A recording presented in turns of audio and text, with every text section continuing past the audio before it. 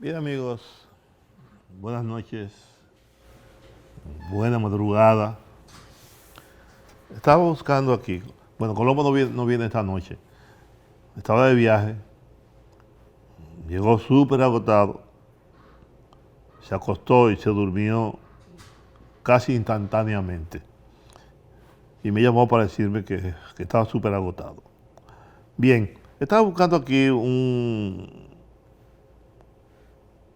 que Rudy González me envió, a ver si lo encuentro, lo que dice la ley sobre la campaña electoral. La campaña electoral termina este jueves a las 12 de la noche. Después del jueves ya no se puede hacer campaña a favor ni en contra de nadie. Lo repito, la campaña electoral termina este jueves, es decir, hoy, porque ya hoy es jueves, a las 12 de la noche. Más o menos a esta hora termina la campaña electoral. La Organización de Estados Americanos dice que espera unas elecciones limpias, libres y transparentes. Bueno, muy bien por la Organización de Estados Americanos, por la OEA. Todo el mundo espera unas elecciones limpias. El gobierno de los Estados Unidos, en voz de su embajadora, ha hablado en esos términos también. Participación ciudadana y todo lo que tiene que ver con las elecciones. Hasta la propia Junta Central Electoral dice que todo está montado, que todo está listo para las elecciones. No obstante, yo quiero decir que la Policía Nacional, los organismos de seguridad del Estado, están accionando políticamente, partidariamente. En la parte norte, la parte alta de la ciudad de Santo Domingo, de la capital, pues ha estado produciéndose allanamientos, interrupciones en hogares, en horas de la noche, sin la presencia de fiscal y sin ningún mandamiento, sin que ninguna autoridad autorice a esas cosas. Están presionando, chantajeando, amenazando con enviar a la justicia a jóvenes. Eso se está produciendo aquí en la capital, en horas de la noche. Yo no sé si en Santiago de los Caballeros, en San Francisco de Macorís, en San Cristóbal o en otros puntos, o en la provincia, en Santo Domingo Norte, Oeste, la policía está haciendo eso. Se supone que la policía es un órgano no partidario. Se supone que no tienen que actuar en política. Se supone que no pueden ser un cuerpo represivo. La ley es bastante clara y la Constitución. Solo que estamos viviendo un momento en nuestro país en donde la Constitución, las leyes son letras muertas. Para el gobierno no hay Constitución, no hay ley, no hay nada. Fíjense que le preguntaron a Montalvo, que es un hombre muy ecuánime, muy sereno, le preguntaron sobre el caso de Iris Guava, su violación a la ley, y él simplemente dijo a los periodistas, eso no está en agenda. ¿Cómo que no está en agenda? ¿Y cuándo estará? ¿Y la ley para cuándo? No hay ley. Y el caso de Marino Collante y muchos otros de la hermana del presidente, los videos están ahí, todo clarísimo, y no hay ningún régimen de consecuencia. La Junta, bueno, muchas veces me pregunto para qué está. Si es imposible un mandato, una rigurosidad, ¿vamos a hacer cumplir la ley o no?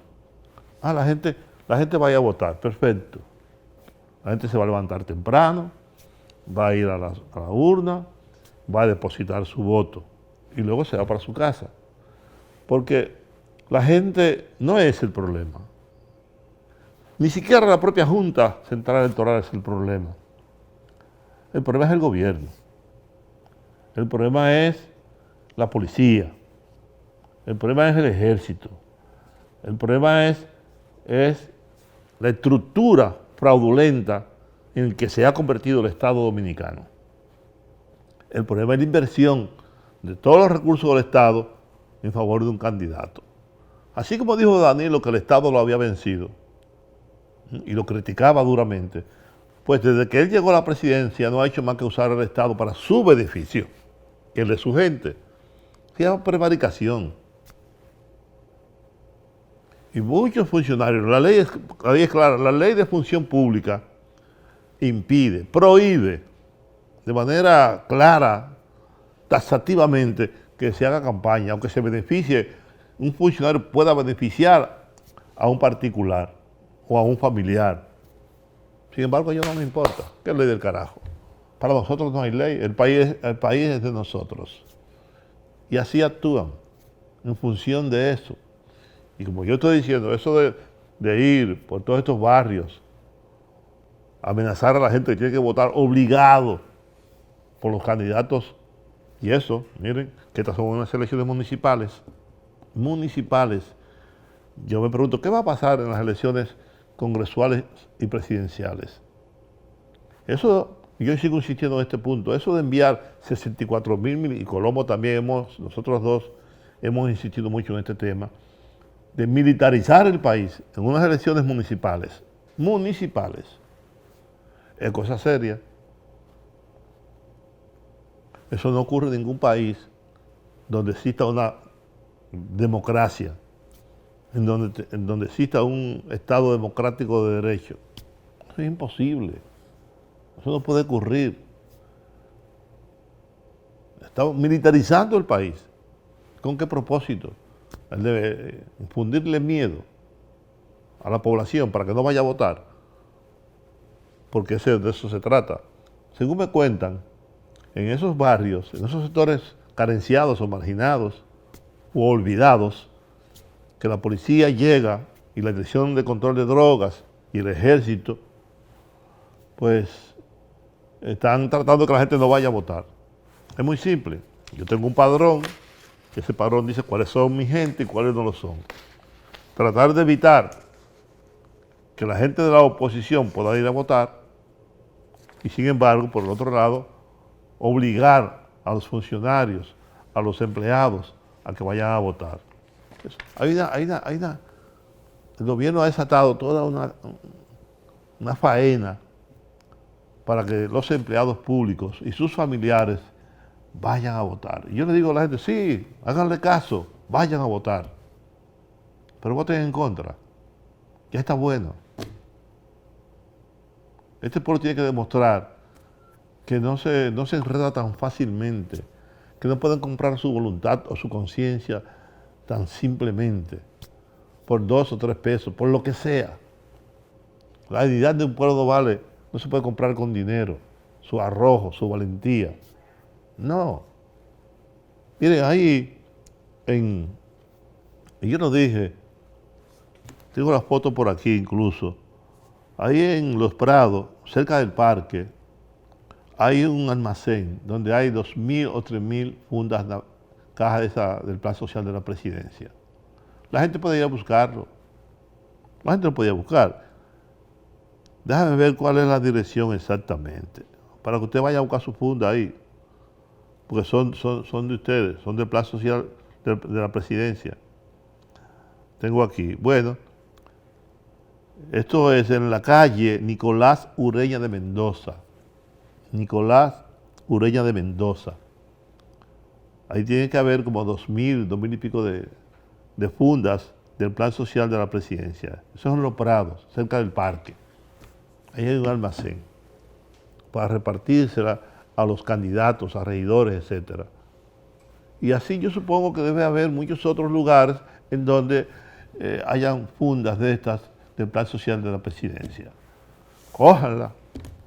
Y como dice la señora en un video, yo voy a coger mi funda y voy a votar en contra. Yo vuelvo a decir, cuando usted entra en esa cabina, nadie sabe por quién usted va a votar. Es imposible.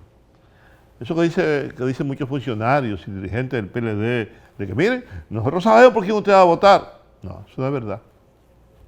Absolutamente falso. El voto es secreto. De verdad que el voto es secreto. Universal y secreto. Es el voto. No hay manera, eso No crea en eso, perdón. No crea en eso. Usted entra ahí, aprenda a votar, sepa cómo votar. Ya yo lo he dicho otras veces porque pienso que la campaña de educación de la Junta no ha sido, ni de los partidos tampoco ha sido adecuada.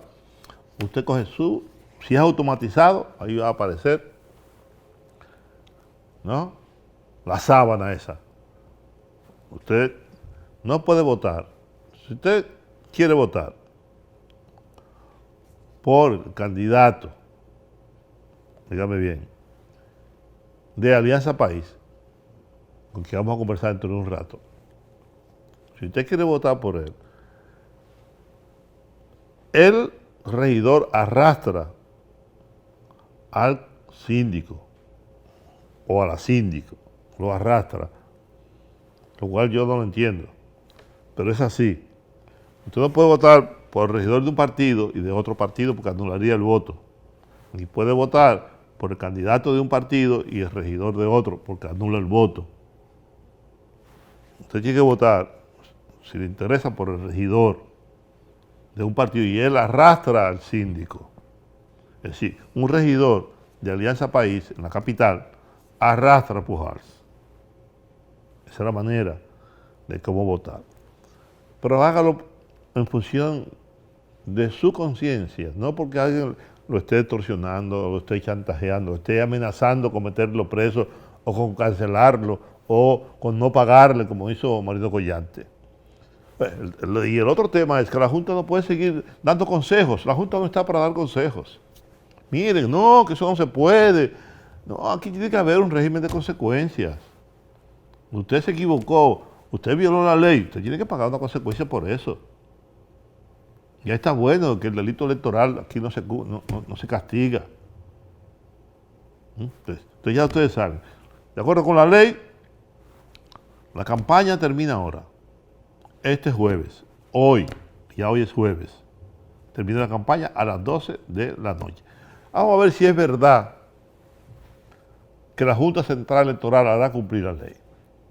Hoy vi yo, tengo el video aquí, una caravana de Gonzalo Castillo, vehículos recién sacados de aduana, nuevos, rotulados todos, sin placa la mayoría, que no pagan el peaje, no pagaron el peaje, eran por la autopista de las Américas, y pasaron y le abrieron el peaje, y había un muchacho grabando, oigan esto, grabando la caravana, y los militares lo amenazaron con meterlo preso, con quitarle el celular porque él estaba grabando. Por eso que yo digo, los militares, la policía, está jugando un papel al servicio del gobierno. Y ese temor que yo expreso de 64,000 militares en la calle, armados el día de las elecciones, tiene un propósito. Y no sé por qué, ni Alianza País, ni el Partido Revolucionario Moderno, ni el Partido Reformista, ni la Fuerza del Pueblo han llamado la atención sobre ese particular hecho. Entre a Google y busque cuántos se integran las Fuerzas Armadas en la República Dominicana. Y se va a dar cuenta que son entre 64,000 y 67,000, incluyendo 136 generales, cuando debería haber menos de 40. Entonces, hay razones de más para preocuparse. Porque el árbitro no es árbitro, ni es nada, y es a ver qué ocurre, a ver qué ocurre. Y después nos iremos, todo el mundo, a la parte contenciosa. Y como yo les digo a la oposición, no olviden que en este país, después del palo dado, ni el diablo lo quita. Aparte de que el gobierno tiene 3.500 bocinas para justificar lo injustificable.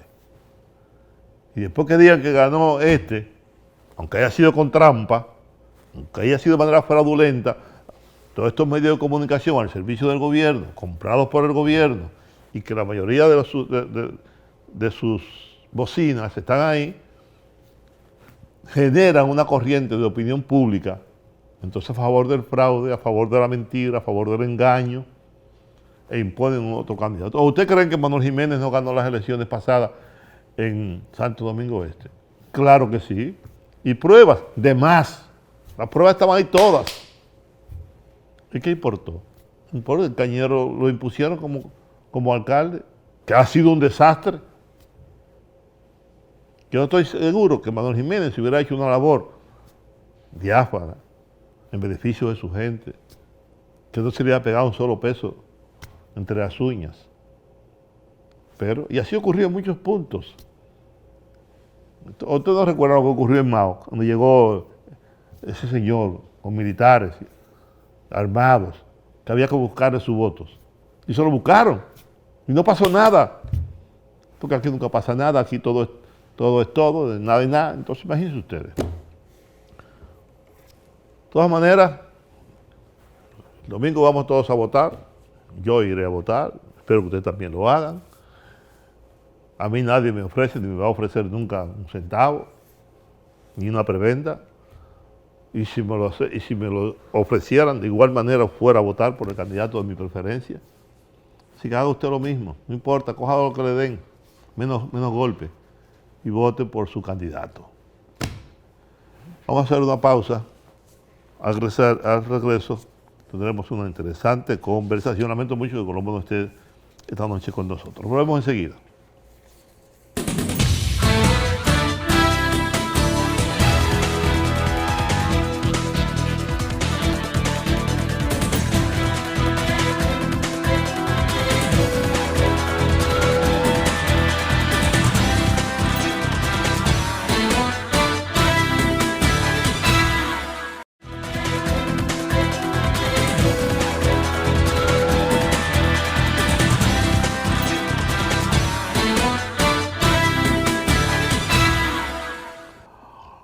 Bueno, tenemos con nosotros, ya lo había dicho, al candidato alcalde por la capital,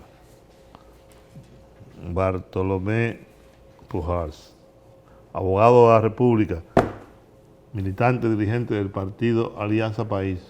Hola, ¿cómo estás? Muy bien, muchas gracias por la invitación y por tenernos aquí. ¿Sabes qué quería preguntarte? ¿Pasa algo? No. Preguntarte sobre la equidad.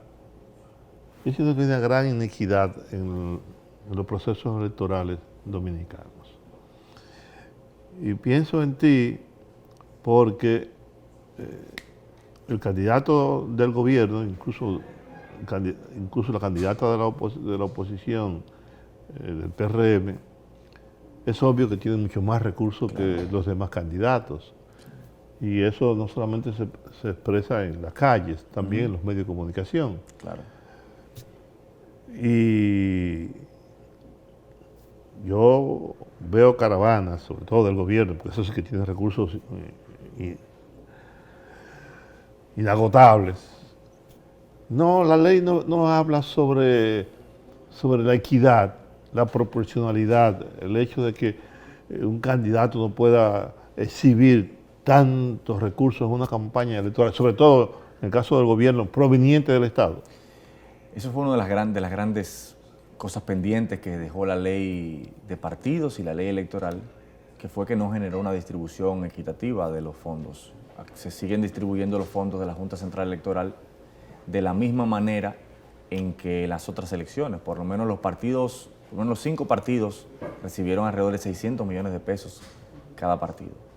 Nosotros, por ejemplo, que venimos del movimiento social y que creamos una organización política que se llama El País que Queremos, que generó un acuerdo para participar con Alianza País, nosotros nos hemos tenido que financiar, sobre todo con los aportes de la ciudadanía. O sea, tú no eres de Alianza País. No, yo soy parte del País que Queremos y generamos un acuerdo político para participar. ¿Y qué partido es ese? El País que Queremos, que fue una organización política solamente para la capital, no fue reconocida. Una especie de movimiento. Sí, una agrupación política. No fue reconocida por esta Junta Central Electoral. Incluso tenemos audiencia en los tribunales el 18 de febrero, es decir, 2 días después de las elecciones, porque la idea era que no participaran, pero nosotros generamos... Pero el Tribunal Constitucional acaba de declarar... inconstitucional la imposibilidad de alianzas, entre agrupaciones políticas y partidos. Nosotros incluso fuimos parte de esa acción junto con otros partidos políticos porque era una inequidad de que una agrupación política que le permite participar por la ley, que no se pueda aliar con un partido político. Sin embargo, como nosotros no obtuvimos reconocimiento, porque desde Palacio se decidió que nadie, salvo una organización que responde a intereses muy particulares, como es País Posible, se le dio el reconocimiento a posteriori, generamos un acuerdo político con Alianza País. Pero en lo que País Posible no fue el partido que fundó este muchacho. Milton Morrison. Milton Morrison. Claro, que va aliado con el PLD en muchísimas alcaldías, por ejemplo. Por ejemplo, en la alcaldía de Santo Domingo Este, eso yo no lo entiendo. Va aliado al PLD contra Manuel Jiménez, por ejemplo. ¿Y tú formas parte de ese partido? No, claro que no. Ese es País Posible. Nosotros somos el país que queremos. Claro. Se confunde el país que queremos con el País Posible, claro, etcétera. Entonces, la verdad que los Morrison, a mí los Morrison, sobre todo, yo que tuve una relación tan cercana con Mateo, con la profesora, con Ramón Morrison, y entonces veo una parte de los hijos en otro carril político que desdice mucho de la trayectoria de sus ancestros, de sus padres. Qué cosa, eso es más terrible. Por eso mis hijos que se mantengan al margen de la política, porque si es para darme una bofetada a mí. De esa manera, sí. Entonces, en lo que decía Juan sobre el tema de la inequidad, nosotros, por ejemplo, lo que hemos gastado en esta campaña y la pre-campaña son alrededor de 5 millones de pesos. Entonces, solamente para ponerte un ejemplo, y nosotros, por ejemplo, lo transparentamos en tiempo real. Tú entras a la página web de nosotros y está en tiempo real lo que hemos ido gastando mes por mes. Los candidatos así se puede. Los candidatos a regidores, por ejemplo, de la oposición, en este caso el gobierno, tendrán disponible cada candidato a regidor aquí en la capital, según las informaciones que regidores nos han dado, de 800,000 pesos solamente para el día de. 800,000 pesos. Nosotros estamos... Y lo que es peor es que en este país no ocurre nada, señores. El presidente de la República, nada más y nada menos que el presidente de la República, dijo de manera pública: no se preocupen, que yo tengo el dinero para dárselo personalmente a cada uno. Así es. Oye, aquí no pasara nada, nadie preguntara: señor, ¿y dónde diablo usted va a sacar esos cuartos? ¿Y cuánto que usted le va a dar? ¿Y cómo que usted se lo va a dar? Y dice, además, que aquí gana el que más gente lleva a votar, teniendo en cuenta él partiendo de la realidad de que en las municipales solamente vota el 50%. Es decir, se sabe que en las municipales se mueve más el voto clientelar, que hay menos interés de la gente por ir a votar, y por tanto ellos apuestan a esa clientela que tienen ahí y que pueden utilizar el voto de hambre, el voto que se controla a través de la dádiva. No, y el voto a través de los empleados públicos, claro, a los que están obligando. Totalmente. Lo que ha pasado con Marino Collante, lo que ha pasado con el senador de Santiago Rodríguez, me parece que es. Sí, también lo que ha pasado con la hermana del presidente. Son muestras claras de desesperación. ¿Y dónde está la Junta? Que solamente sugiere, no ordena ni resoluta.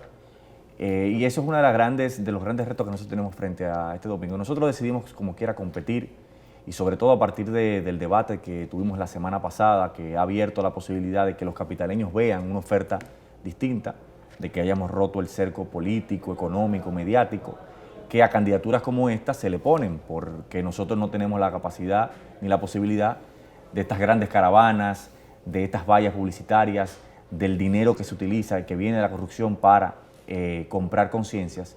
Hemos despertado, sobre todo en una gran parte de la población que no estaba en la disposición de ir a votar, que se presente a votar por esta propuesta que nosotros hemos llamado Una Ciudad para la Gente. A pesar de esas dificultades, ahora mismo la capital no está clara, no está definida, y nosotros estamos trabajando sin lugar a dudas para darle un susto a la gente, para que la vieja política vea que aquí hay una cantidad de gente importante que quiere realmente que haya nuevas alternativas que lleguen a las instituciones. Yo no sé si ustedes han medido, porque yo vi ayer precisamente, un par de encuestas, digamos que privadas, porque ya está prohibida la publicación de encuestas, y yo lamento, no solamente en tu caso, hablándote con toda honestidad, sino que en muchos casos donde hay candidatos con muy buenas propuestas, y no solamente las propuestas, porque yo no creo mucho en las propuestas. Aquí todo el mundo tiene propuestas. Yo estoy de acuerdo con usted. Tú sabes. Y los candidatos a la presidencia tienen propuestas, y tienen planes de gobierno, y después que pasan las elecciones, ganan, lo arrumban, lo echan a un lado. Y aquí hay poca gente que rinde cuentas. Por eso yo siempre tuve un gran respeto hacia doña Milagro Ortiz Bosch, que todos los años, siendo senadora, le ofrecía al país un informe de rendición de cuentas. Un informe de rendición de cuentas. De su gestión senatorial. De su gestión senatorial. Algo que debería ser como obligatorio. Claro. ¿No? Porque aquí hay senadores, por ejemplo, yo te voy a decir. Y rendirle cuenta a la ciudadanía. Por supuesto, claro. yo te voy a decir una cosa. El senador de Higüey tiene como 50 años siendo senador. Yo no conozco un solo proyecto de ley de ese señor. Yo no conozco ninguna acción de ese señor. Y así hay muchos diputados y senadores. Que nunca ha tomado la palabra. Que nunca ha levantado para tomar la palabra, para defender su comunidad, para defender de eso se trata. Claro. No van a las comisiones, no Claro, porque la gente necesita. No son propuestas, las propuestas están todas ahí. Es gente que represente. Yo estoy de acuerdo. Represente. Yo creo que esa es la gran oportunidad y la gran diferencia de que si a veces se quiere reducir, y eso es un discurso muy peledeísta, un tema técnico, de que la ciudad de Santo Domingo tiene un problema técnico, no es un problema político, de cuáles son los intereses que nosotros representamos, por qué no se resuelve el problema de la movilidad, por qué no se resuelve el problema de la basura, por qué no se resuelve el problema de los espacios públicos, el problema de la seguridad, porque hay un problema de representación, algo que nosotros hablábamos del tema de rendición de cuentas. Aquí no se les rinde cuentas a la ciudadanía, pero se les pretende rendir cuentas a instituciones que no representan de la sociedad civil, que no representan realmente a la sociedad civil y que no representan a la ciudadanía. La doctora Milagros Ortiz Bosch, que es un ejemplo en materia de lo que tiene que ver con ejercicio transparente de la función pública, hacía esas rendiciones de cuentas con la gente, creaba espacios para eso, donde la gente podía estar determinando qué, y ella no manejaba presupuesto, o sea, era como senadora, su labor de representación, cuáles son las labores de incidencia. No, pero cuando ella fue ministra de Educación, claro, también, claro. La transparencia fue una de sus principales características. Usted podía entrar a la página del ministerio y se iba a encontrar la nómina, esto, claro, aquello, lo otro, de tal modo que nadie osó nunca en poner en duda su gestión. Así es, ¿no? Así es. O poner en duda su y salió sin un chele, porque usted la ve, pues, anda igualita, en la misma condición. No, dime a mí, que sé, ¿no? No tiene ni siquiera un vehículo. Y eso precisamente de lo que nosotros... Milagros vive ahí en Independencia, de hace como 1000 años, ¿no? Así es. Y los cuadros que tiene, las cosas que tiene ahí, pues yo he estado en su casa, te das cuenta que amigos se los han regalado, yo tengo una obra de arte ahí en mi casa, y no lo he comprado. ¿No? Y no soy Doña Milagros, en el caso de Doña Milagros, imagínate. Claro, claro. Bueno, por eso nosotros lo que estamos, esta propuesta que hemos llamado Una Ciudad para la Gente, que consiste en un derecho que tanto tú como yo y los televidentes tenemos, que es el derecho a la ciudad, y que ninguna de las administraciones han podido garantizar que los capitaleños tenemos, que es la posibilidad de tener un derecho a la ciudad, el disfrute igualitario del territorio. Aquí lo que ha pasado en los últimos 20 años es que los ayuntamientos han ido cediendo sus funciones al gobierno central, el gobierno central le ha ido quitando esas funciones también convenientemente para los ayuntamientos, y problemas como la movilidad, problemas como los espacios públicos, problemas con la basura, son de esas competencias que nosotros estamos planteando recuperar. Hoy, uno de los principales problemas que le preocupa a los capitaleños es el tema de los tapones, el tema del tránsito. Es una función de los ayuntamientos, es una función que por la ley de los ayuntamientos y la ley de movilidad están destinadas a que sean los alcaldes que la gestionen. ¿Pero eso se lo quitaron a los ayuntamientos? Al contrario. ¿Por ley? No, al contrario. Lo que ha ocurrido ahora es que se ha creado un órgano regulador, que es un aliado de los ayuntamientos, para gestionar lo que tiene que ver con las licitaciones. Pero yo le pongo un ejemplo del caso de La Vega. Hay un gran amigo, el alcalde de La Vega, Kelvin Cruz. El alcalde de La Vega creó su plan de movilidad. ¿Va a ganar otra vez Kelvin? No manejo las encuestas, pero creo que ha hecho una buena gestión. Me acaban de decir, ayer me dijo alguien de allá de La Vega que Kelvin ha hecho una buena gestión y que las encuestas lo colocan en primer lugar. No sé. Yo le pongo un ejemplo de ese alcalde. Ese alcalde presentó su plan de movilidad, de cómo quiere que se organice la ciudad. Lo presentó al Intran y el Intran ayuda en el proceso de operativización. Pero quien tiene el control de ese plan de movilidad, él decide, es decir, la ciudad de La Vega decidió cómo va a organizar su movilidad. Están avanzando hacia la colectivización del transporte colectivo. Precisamente eso es lo que ha faltado en la alcaldía del Distrito Nacional, que no ha querido meterse en este problema por los intereses que esto representa. Pero hay una cosa, Bartolomé. Yo los escucho a ustedes, a todos, que coinciden en muchas cosas. Y el tema de la movilidad, el tema del tránsito, es preocupación de todos. Mía, tuya, de aquel y del otro, de todos. Y más, yo creo que eso, lo que ustedes plantean, será imposible sin una voluntad política. Claro. Si el gobierno central no se interesa, no invierte, el gobierno ha ido centralizando cada vez más y descentralizando en función de los alcaldes.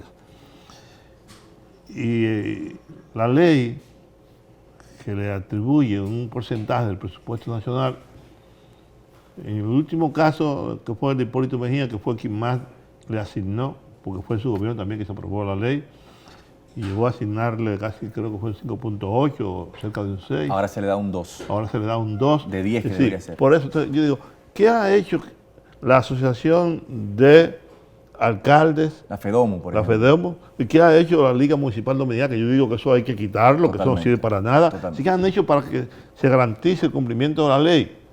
Porque, y también de la supervisión de los propios ayuntamientos, Así porque es. hay muchos alcaldes en todo el territorio nacional que también usan los recursos de las alcaldías De forma de discrecional. forma discrecional y tienen una empleomanía muy alta, y el clientelismo también se expresa ahí de manera más pequeña que en el gobierno, pero se expresa. Así es. Mira, eso ha sido también un discurso, es cierto lo del tema del incumplimiento de la ley. Ahora, el problema del tema de la movilidad, más allá de que los ayuntamientos no reciben el presupuesto que se necesita, por ejemplo, el tema de la movilidad, crear líneas de transporte público con carril exclusivo, como estamos planteando nosotros, esto se va a hacer a través de alianzas público-privadas, es decir, inversionistas que se quieren meter en el negocio del transporte a través de fideicomisos de transporte traen la inversión. Es decir, ellos traen, ya se lanzó la licitación de la avenida Abraham Lincoln y los términos de la licitación establecen cómo es que se va a hacer y de dónde van a provenir estos fondos. Ya se hizo. Claro, ya se lanzó en diciembre. Ahora entra el proceso de los oferentes y del todo el proceso para que la licitación produzca quiénes son los que van a ganar esas rutas, que viene de alianzas público-privadas. Ahora, quien determina si es una línea de transporte público con carril exclusivo es el ayuntamiento. Lo que ha pasado es que el gobierno, evidentemente, ha aumentado las onzas, por ejemplo, por la falta de voluntad e involucramiento de los ayuntamientos en esto. Porque la onza es una mala respuesta al tema del transporte colectivo frente a la situación de un ayuntamiento que no se involucra en esto. Halle Herman, por ejemplo, que es una persona que hace poco tiempo cumplió 4 años de fallecido y que es un gran inspirador de esta propuesta. En el 98, yo era un niño, yo te escuchaba cuando tú estabas en la Z. O sea, que yo soy un viejo. Tú tienes juventud acumulada. Ahora, Halle Herman, ¿tú te acuerdas que le remolcó una jipeta de Andino Peña? Sí, por poco que cae preso. Y el entonces ministro de la Presidencia, que hoy es presidente de la República, Danilo Medina, le mandó una carta donde le decía: me preocupa el excesivo celo en el cumplimiento de la ley por parte de usted. ¿Qué fue lo que ocurrió ahí? Lo que ocurrió ahí fue que se derrotó una visión de la ciudad que buscaba colectivizar el transporte colectivo. Y ese es el modelo PLDista que se ha impuesto desde entonces, que es un modelo que no ha sido modificado por la actual administración, sino que se ha mantenido igual. Pero decía alguien aquí en este programa que la ONSA llegaba a transportar todos los días más de 200.000 personas y llegó a un punto en que no transportaba ni siquiera 40.000. Porque la ONSA se deterioraron, dejaron que se deterioraran. Las se mafias internas. Un delincuente que tenía como director de la ONSA ahora. Se corrompió de tal modo que quebraron la ONSA. Así es. Y si no pasó nada, porque no solamente fue el incumbente que está preso. Claro. Antes de él también habían otros. Claro, totalmente. Era un negocio continuado. Claro.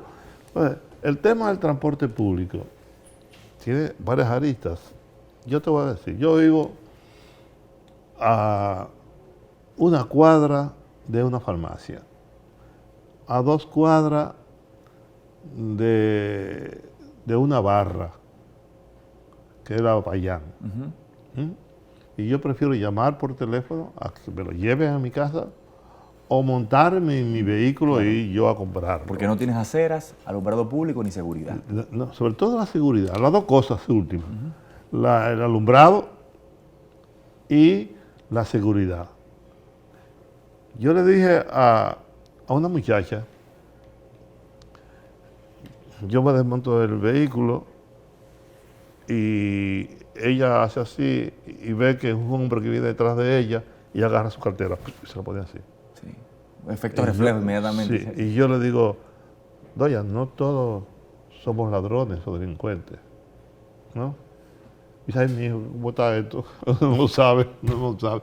Entonces Claro. hay un problema de seguridad muy grave. Que es una competencia de los ayuntamientos y que, por ejemplo, parte de lo que nosotros estamos planteando es, en los últimos 4 años, de 800 miembros que teníamos de la Policía Municipal, ahora tenemos 477.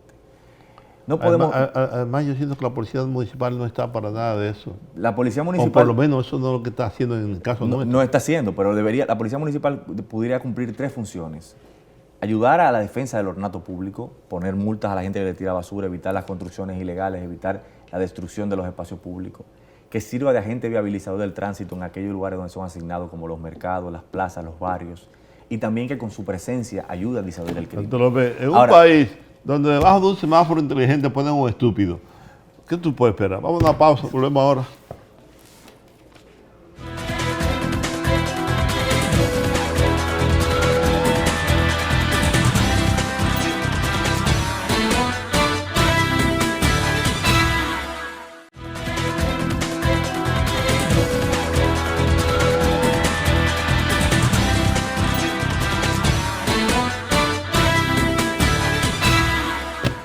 Bueno, insistimos, seguimos.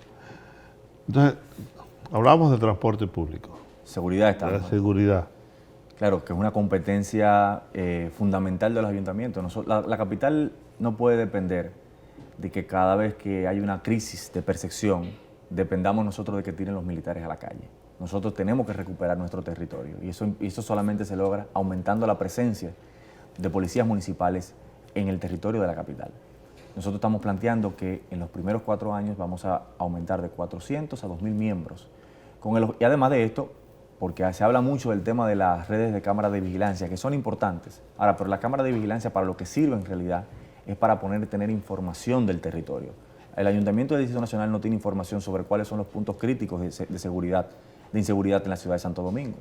Y por tanto no puede generar una gestión adecuada de cómo va a enfrentar esos lugares en donde está y tener un mayor nivel de colaboración con la Policía Nacional. O sea, nosotros estamos a expensas totalmente de que la Policía Municipal, la Policía Nacional resuelva el problema de la inseguridad de aquí, cuando la Policía Municipal debería ser un ente auxiliar de este cuerpo central y además poder estar involucrada en el control de nuestro territorio. Y lo que ha ocurrido es ese proceso de ir perdiendo esa presencia. La policía no quiere ayuda de nadie, porque la policía forma parte del problema. Claro, que de la delincuencia y la seguridad ciudadana. Y por eso un alcalde, Juan, tiene que, en este caso, ocuparse de su territorio. Es que nosotros no podemos depender de que nosotros cada 6 meses que se generan estos problemas, tiren los militares a la calle, que sea el gobierno central que tenga que dar una respuesta a esto y no nosotros. De que nosotros dependamos de la información de la policía. Todas esas cosas que tú planteas no se pueden hacer con el 2% del presupuesto. Sí, claro que se puede. ¿Con el 2%? Nosotros, el Ayuntamiento del Distrito Nacional recibe un mago de la economía. 4.600 millones de pesos. El problema es que si yo voy a gastar, como se está gastando ahora y como se ha gastado en los últimos 20 años, no voy a lograr esto. Ahora, nosotros hicimos un análisis presupuestal del Ayuntamiento. No te pongas demagogo. No, te estoy haciendo un análisis económico que lo puedes buscar en nuestra página web, del presupuesto del Ayuntamiento. Es un tema de prioridades. ¿Cómo tú le das 10 millones de pesos, por ejemplo, al Cuerpo de Bomberos y le das 12 millones de pesos a un programa que se llama Dominicana Moda, que es una cuestión totalmente privada? Dominicana Moda, el Ayuntamiento le da 12 millones de pesos. El Ayuntamiento. 12 millones de pesos. ¿Y qué tiene el Ayuntamiento con esa vaina? Nada, tiene que ver, precisamente, es un tema de prioridad. El Ayuntamiento gastó en el último año 10 millones de pesos en asignaciones de viajes y becas. El Ayuntamiento no está para dar becas. ¿Viajes a dónde? Viajes A Cantalarrana. Viajes internacionales y becas que ha dado 10 millones de pesos. Pero no solamente eso. En el rubro de los mercados, el Ayuntamiento en el 2008 gastó 42 millones de pesos y en el 2019 lo subió a 81 millones de pesos. ¿En qué se subió eso? En empleomanía, es decir, en botellas. Es decir, no se fue en infraestructura para mejorar los mercados, sino en empleo. Aumentó, casi se triplicó la nómina dedicada a la supervisión de los mercados en eso. ¿Cuánto nosotros hemos identificado en ese tipo de gastos? 400 millones de pesos que se van en el Ayuntamiento en ese tipo de gastos. Es decir, Se gastaron 207 millones de pesos en educación, porque el presupuesto, la ley establece que tiene que dedicarse el 4% de la educación del presupuesto del ayuntamiento. Cuando tú buscas el soporte, se gastaron en todas estas campañas El 4% del ayuntamiento. 4% del presupuesto que le corresponde al ayuntamiento tiene que ir a educación. Es decir, 207 millones de pesos se gastaron en educación en el presupuesto del ayuntamiento. ¿Pero en qué tipo de educación? Eso no tiene el soporte de lo que está haciendo. Ahora, nosotros sí estamos estableciendo cómo se va a gastar. ¿Cómo se va a gastar eso? En el primer año nosotros vamos a dedicar el 50%, es decir, 103.5 millones de pesos de esos, en campañas intensivas para que la gente entienda los beneficios individuales y colectivos de generar una cultura de aprovechamiento a través del reciclaje. Y el otro 50% en el primer año, por ser uno de los principales problemas, lo vamos a dedicar al tema de la movilidad. No, hay que dedicar otro 50% en comprar bates para todo que se pasa rojo el semáforo. Lo vamos a dedicar al tema de la movilidad. Lo vamos a dedicar al tema de la movilidad porque nosotros estamos planteando que en los primeros 100 días, luego de que iniciemos el proceso de replanteamiento del sentido de las vías, que estamos hablando de 140 vías más o menos que hay que replantear el sentido de las vías, luego de eso vamos a iniciar esa campaña para, ya con el proceso de licitación de las principales rutas. Ustedes ningunos han hablado sobre el tema del motoconcho. Aquí hay 4 millones de motocicletas sin casco, sin placa, sin matrícula, sin absolutamente nada, no respetan carriles, no respetan semáforos, andan haciendo zigzag por la calle. Durante este año nosotros nos reunimos alrededor de 8 asociaciones de motoconchistas y sobre todo la más numerosa era la que está en la Duarte con París. Y nosotros, ¿qué planteamos a estos sectores?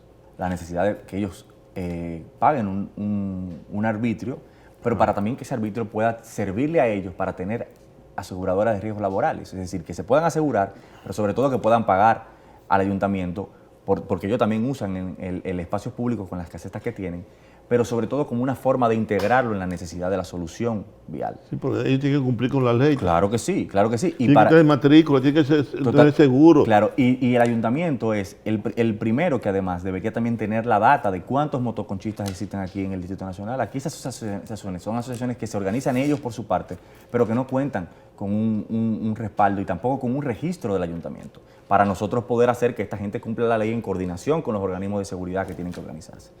Ese tipo de sectores, que además están fuera de todo lo que tiene que ver con la regulación y que provocan, como tú bien dices, muchísimas situaciones de incumplimiento de la ley, forman parte de las cosas que un alcalde del siglo XXI tiene que hacer, que tiene que meterse en estos sectores que están generando caos y que se organizan en función del caos. Yo creo que hay un problema mayor, está por encima de la capacidad de cualquier alcalde, de todo el país, por muy bien intencionado que esté, y por muy honesto que sea. Yo creo que hay un problema del país, sí, de la nación dominicana, de la estructura del Estado, del incumplimiento generalizado de las normas y de las leyes a todos los niveles, comenzando desde arriba. Así es. Porque el primero que no cumple, el primero que no cumple son los de arriba, el presidente de la República, ¿no? Es decir, aquí esto es como todo el mundo como un desorden, un caos total. No, aquí hay que producir, yo no quiero usar la palabra, pero aquí hay que producir un cambio radical, una revolución cultural, educativa, ¿no? Una revolución total, completa. Y eso pasa por algo que tú decías. El problema no es de propuesta, el problema es de representación, es un problema político. Ahora, nosotros tenemos que cambiar a los representantes que están porque teniendo gente como Camacho, Juan TH, en las instituciones, teniendo gente como el diputado dice que nosotros no estamos en Suiza, con este tipo de representantes, con este tipo de gente que nos ha llevado a este nivel de atolladero, lo que se trata de una renovación del liderazgo nacional en todos los órdenes, político, económico, eclesial, en todos los órdenes, porque como tú bien dices, aquí hay un problema democrático de fondo, y es que la relación entre representantes y representados se rompió. Hay una desconexión total de lo que están gobernando frente a lo que está pasando en la ciudadanía. Y esta propuesta, que no solamente trata de un tema de arreglar esta ciudad, sino de renovar la posibilidad de que la democracia dominicana tenga nuevos aires por donde encaminarse. Terminado este proceso, que ya es este domingo, no importa cuáles sean los resultados de las elecciones, ¿cuáles son los planes o proyectos que tienen ustedes para la segunda etapa del proceso electoral? Sacar el PLD del poder. Nosotros tenemos eso es una necesidad democrática inminente. Nosotros vamos a trabajar, después del 16, sea lo que ocurre, sea que ganemos como que perdamos, vamos a trabajar incansablemente para sacar el PLD del poder, porque es el país, ese aire de cambio que se está respirando, hay que salirlo a concretar. Y nosotros vamos a estar trabajando en eso. Y como hemos dicho, nuestra propuesta, nuestros planes, nuestros compromisos sirven para dos cosas: o para transformar la ciudad o para defenderla de quien sea que resulte electo y que no cumpla con los compromisos y las necesidades inmediatas que necesita la ciudad de Santo Domingo. ¿Hay algunos aspectos de alianzas en el plano congresual o presidencial? Sí, nosotros, nuestra candidata aquí en la capital es Farideh Raful. Nosotros vamos a apoyar a Farideh Raful. Y ese es el compromiso, de que esa candidatura sea ganadora. ¿Y en otros puntos del país hay acuerdos similares? Claro, de respaldo a ustedes también. Por ejemplo, tú me vas a respaldar a la capital, pero en San Juan de la Maguana, el candidato, hay una alianza entre Alianza País y el PRM. En Samaná, nuestro querido amigo Pedro Catrén también está para vencer. Sí, Pedro Catrén está bien, de acuerdo a unos números que yo vi, pero en San Juan de la Maguana la cosa ahí como parece que... Pero es que tú sabes que ahí está el zar de la corrupción, entonces... pero hay que salir a vencer esto. También Antonio Taveras en la provincia de Santo Domingo, a José Paliza en Puerto Plata. Nosotros estamos comprometidos. ¿Cómo está Antonio Taveras? ¿Tiene algunas...? Sí, Antonio Taveras está muy metido, porque nosotros también tenemos alianza con Manuel Jiménez, porque la vicealcaldesa del PRM, o que encabeza la coalición en Santo Domingo Este, es de Alianza País. Pero Antonio está bastante bien, bastante bien. Bueno, vamos a desearte éxito, Bartolomé. Muchísimas gracias por la invitación. Domingo. Gracias a ti, muy amable. Volvemos ahora.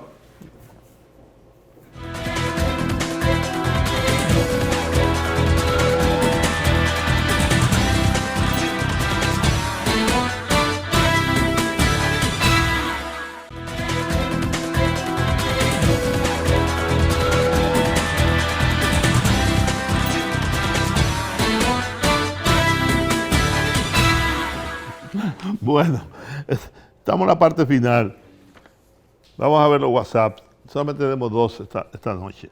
Juan Manuel Hiraldo, desde Puerto Plata, nos dice: yo quiero aprovechar el momento final para decirle a Puerto Plata que si en algo no he podido cumplir a este municipio, de verdad, pedirle perdón.